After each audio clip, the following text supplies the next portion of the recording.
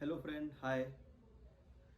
आज मैं आपको सिविल सूट के बारे में बताना चाहता हूँ, जो सीपीसी के अंदर मैंने बहुत से लोगों से ये सुना है कि सीपीसी बहुत हार्ड है। सिविल प्रोसीजर के अकॉर्डिंग सूट दाखिल करना या सीपीसी का प्रोसीजर सीखना बहुत लेंदी है, काफ़ी टाइम तक इसमें स्टडी करना पड़ता है, उसके बाद में इसका नॉलेज आता है। क्रिमिनल लोग बोलते हैं सिविल हार्ड है, सिविल लोग बोलते हैं क्रिमिनल हार्ड है। लेकिन मैं आपको मेरे हिसाब से मैं आपको बताना चाहता हूँ, क्रिमिनल की जगह क्रिमिनल बराबर है, सिविल की जगह सिविल बराबर है। न क्रिमिनल हार्ड है, न सिविल प्रोसीजर हार्ड है, लेकिन उसको सीखने के लिए एक टेक्निक होनी चाहिए। कई बार लोग जुडिशरी की एग्जाम देते हैं, वो सीपीसी को शुरू से पढ़ते हैं, एंड तक याद करने की कोशिश करते हैं, वो याद नहीं कर पाते हैं।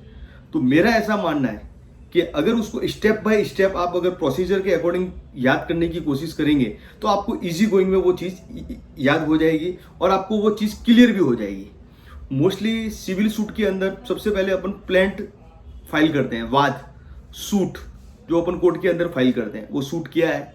सूट के बाद में समन इशू होता है, समन इशू होता है, समन के बाद में अपीयरेंस होता है, अपीयरेंस के बाद में लिखित में कथन होता है, रिप्लाई फाइल करना पड़ता है, रिप्लाई के फाइल में एडमिशन होता है, एडमिशन के बाद में इश्यूज होते हैं और इश्यूज के बाद में आर्ग्यूमेंट एविडेंस होता है, एविडेंस के बाद में आर्ग्यूमेंट होता है, आर्ग्यूमेंट के बाद में जजमेंट होता है। ये पूरा सिविल प्रोसीजर समझाया गया है और मैं आपको इसको इजी से इजी गोइंग में बताने की कोशिश करूंगा। मैंने उसका एक नोट्स बनाया है और नोट्स के अकॉर्डिंग मैं उसको आपको बताने की कोशिश करना चाहता हूँ। मैंने ये एक नोट्स बनाया है, उसके अकॉर्डिंग मैंने आपको बताने की कोशिश करना चाहता हूँ कि सिविल सूट क्या है और क्या नहीं है।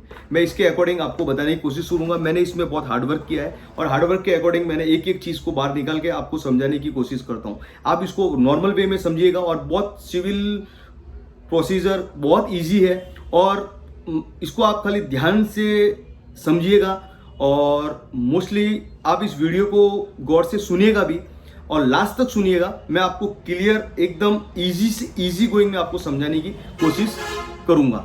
सबसे पहले कोई भी प्लेंट फाइल कब होता है? जब कोई वाद होता है। सपोज मानिए कोई प्लॉट है, कुछ प्लॉट के अंदर विवाद हो गया या कोई एग्रीकल्चर लैंड है उसमें विवाद हो गया, दो बंदे खड़े हो गए, एक बंदा बोलता है ये तो मेरा है, दूसरा बोलता है नहीं तेरे पिताजी से मैंने खरीदा हुआ है।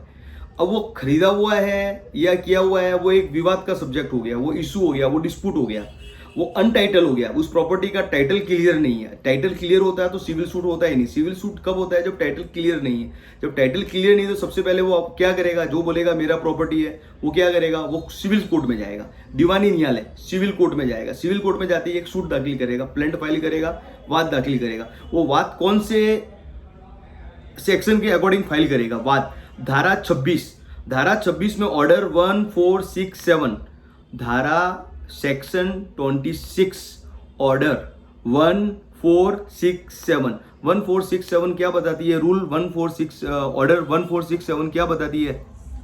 वाद कैसे फाइल करना है, प्रतिवादी कौन होगा, इसमें आपने कोर्ट फीस भरी है या नहीं भरी है, इसमें आपने जो कोर्ट फी या उस कोर्ट के अकॉर्डिंग आपने वो सूट बनाया है नहीं बनाया है, वो सब उसमें रचना जो भी होती है, कोर्ट की रचना कैसे की है, क्या की है, वो सारा का सारा आपको सेक्शन 26 सीपीसी की सेक्शन 26 ऑर्डर 1467 के अकॉर्डिंग आप सूट कोर्ट में फाइल करते हैं। सूट फाइल होने के बाद क्या होता है? सूट फाइल हो गया, आपने कोर्ट में सूट फाइल कर दिया, कोर्ट क्या करेगा?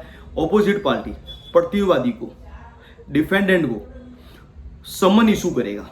समन कौन सी धारा में करेगा? सीपीसी की सेक्शन 27, सीपीसी की धारा 27 ऑर्डर 5 के अकॉर्डिंग सामने वाले प्रतिवादी को, डिफेंडेंट को समन इशू करेगा।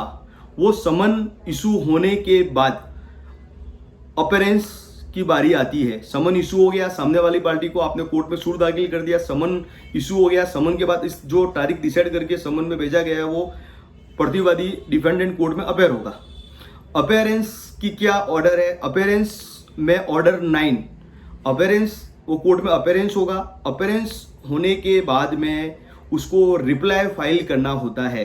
अपीयरेंस फाइल होने के बाद में उसको रिप्लाई फाइल करना होता है, लिखित में कथन।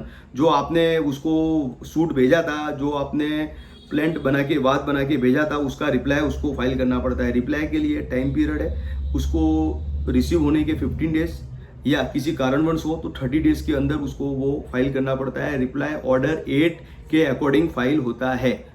अब मैं एक चीज इसमें आपको समझाना चाहता हूँ। सपोज मानिए समन इशू हो गया और समन उसने नहीं लिया, समन रिटर्न आ गया। समन रिटर्न आ गया तो फिर क्या?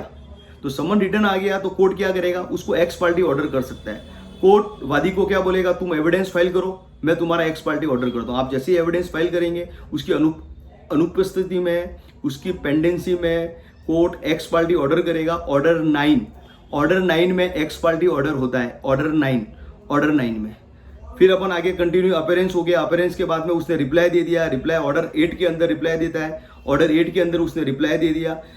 रिप्लाई के बाद भी अगर वो किसी कारण से कोर्ट में नहीं आ पाया और बीमार हो गया और रिप्लाई नहीं दे पाया तो क्या? तो कोर्ट उस वक्त भी एक्स पार्टी ऑर्डर कर सकती है ऑर्डर 9 के अकॉर्डिंग। अगर एक्स पार्टी के लिए रखती है और नेक्स्ट डेट पे वो प्रेजेंट होता है तो कोर्ट के अंदर वो कोई इशू या कोई कारण या कोई रीजन बताता है तो ऑर्डर 9 रूल 7 के अकॉर्डिंग उसको एक एप्लीकेशन फाइल करनी होगी। इस कारण से मैंने रिप्लाई फाइल नहीं कर पाया, अभी मैं रिप्लाई फाइल करने को रेडी हूं, मैं तैयार हूं, मेरा राइट से मैं रिप्लाई फाइल करने को तैयार हूं, तो वो रिप्लाई फाइल कर सकता है। उसके बाद में रिप्लाई फाइल होने के बाद में वादी को लगता है कि प्रतिवादी ने जो उसमें अपने जवाब दावे में लिखा है उसमें उसको कोई कंफ्यूजन है या उसके जवाब का उसको फिर जवाब देना है, तो उसको उर्दू में जवाब या पक्षावर्ती अभिकथन बोलते हैं। वो ऑर्डर 8 रूल 9 के अकॉर्डिंग फिर से जवाब का जवाब दे सकता है, लेकिन जवाब का जवाब देने के लिए उसे कोर्ट से परमिशन लेनी होगी। कोर्ट को बोलना होगा कि इसने जो जवाब दिया है इसमें कुछ पॉइंट है, उसका मैं फिर से रिप्लाई देना चाहता हूं। तो कोर्ट उसको परमिशन अगर ओके करता है या उसको यस करता है तो वो उसका रिप्लाई दे सकता है। Order 8 rule 9। उसके बाद में स्वीकृति आती है, admissible and deny.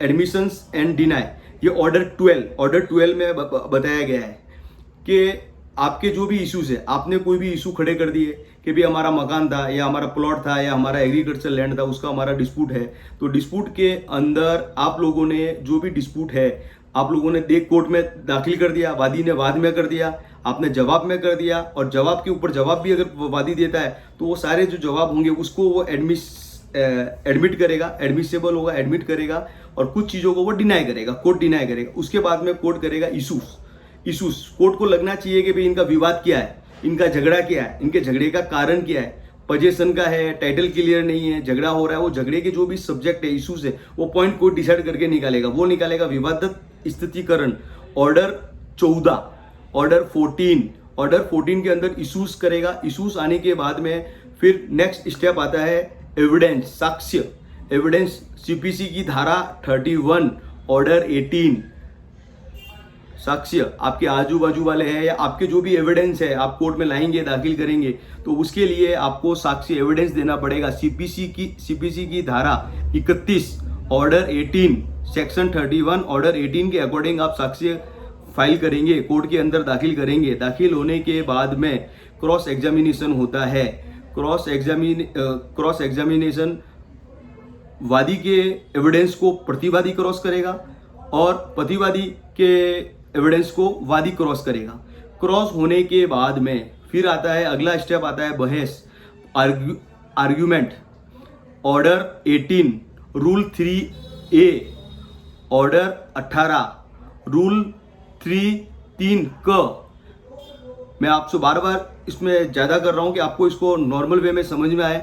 Order 18 rule 3A के अकॉर्डिंग आपको आर्ग्यूमेंट करना पड़ेगा कि साहब हमारा कोर्ट के अंदर हमने सूट दाखिल कर दिया, वादी ने अपने कर दिए, प्रतिवादी ने अपना कर दिया, प्रतिवादी ने जवाब भी दे दिया, जवाब के बाद में एडमिशन हो गया, एडमिशन के बाद में इश्यूज हो गए, इश्यूज के बाद में एविडेंस हो गए। अब एविडेंस का सारा जो भी मटेरियल है उस मटेरियल के अंदर अब वादी और प्रतिवादी, प्लेंटिफ एंड डिफेंडेंट, उसको आर्ग्यूमेंट करेगा।